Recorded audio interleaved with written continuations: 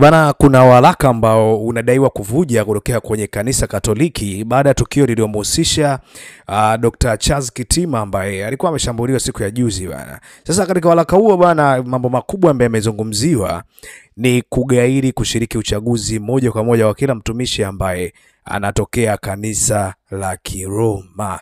Mimi nitaka nipate time ya kusomea kila neno na kila hatua ambayo yameandikwa na imetoka leo siku ya Mei pili huko katika kanisa kuu la Catholic Secretary Tanzania Episcopal Conference. Waraka unasema hivi: waraka wa kichungaji kusomwa katika parokia zote, vigago na jumuiya ndogo zote nchini Tanzania kwa wiki 10 mfululizo.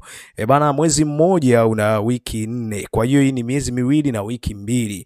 Huu waraka utakuwa ukisomwa makanisani. Wameanza kwa quotation ya heri wenye njaa na kiu ya haki, maana hao watashibishwa. Wakaweka kifungu cha habari cha Mathayo 5:6. Wakaandika mwito wa haki, amani na uhadilifu wa kanisa. Ndugu wapendwa katika Kristo, neema na amani kutoka kwa Bwana wetu Yesu Kristo iwe nanyi daima. Kwa masikitiko makubwa na hali ya wasiwasi wa haki, tunawaandikia leo kama maaskofu wenu na walezi wa maisha ya kiroho. Baraza la Maaskofu Katoliki Tanzania, yaani TEC, linatoa onyo kali kwa watawala dhidi ya jaribio lililoshindikana la mauaji ya Padri Dr. Charles Kitima, katibu mkuu wa sasa wa TEC, yaani Baraza la Maaskofu Katoliki Tanzania. Kwa miaka mingi Padri Kitima amelitumikia kanisa na jamii kwa uadilifu wa kuendeleza maadili ya ukweli, haki, heshima ya utu wa binadamu na utawala bora, sambamba na mafundisho ya kijamii ya kanisa. Kupitia mchango wake wa wazi kwa jamii, amekuwa mstari wa mbele kwa kukumbusha wananchi wote, wakiwemo viongozi wa juu juu ya wajibu wao wa kimaadili wa kulinda haki na maslahi yote.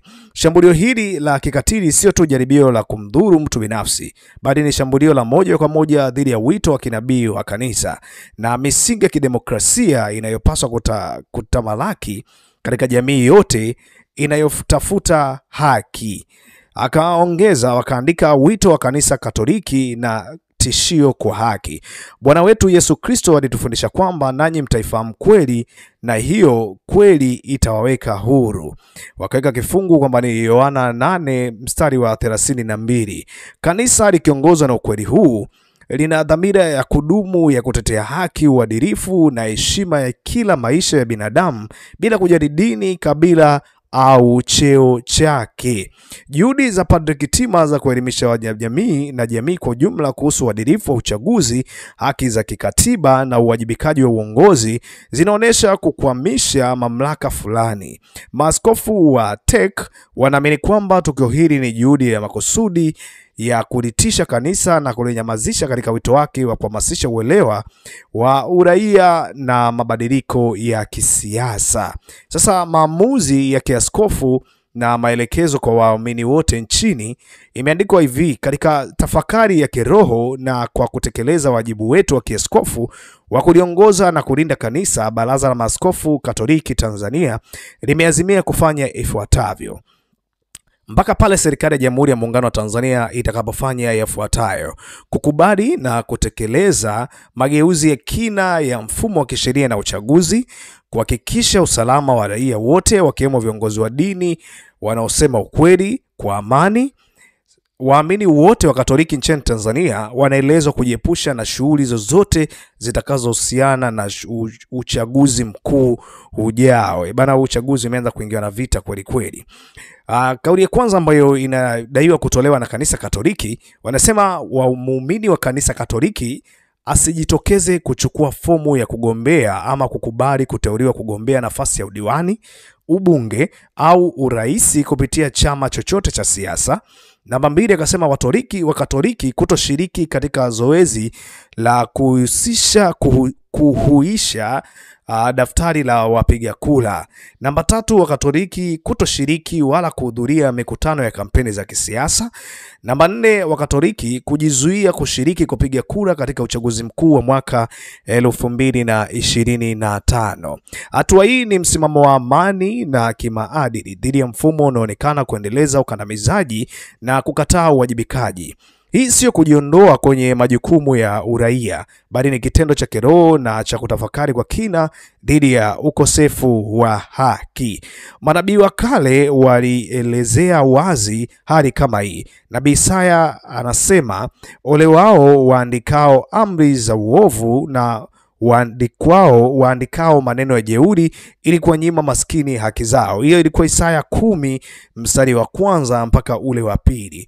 Wakasema mwito wa sala na uangalizi. Tunawaalika watu wote wenye mapenzi mema ndani na nje ya kanisa Katoliki kusimama nasi kwa mshikamano, sala na utetezi wa amani. Tumombe Mungu kwa ajili ya uponyaji kamili wa Padre Kitima, kwa haki kushinda na kwa upya wa msingi wa maadili ya demokrasia ya taifa letu. Tunaliweka taifa letu mikononi mwa mama yetu Bikira Maria, Malkia wa amani, na chini ya rehema na haki ya Bwana wetu Yesu Kristo. Bwana awabariki na kuwalinda watu wote wanaotafuta amani na haki kwa jina lake, kwa huduma ya Kristo.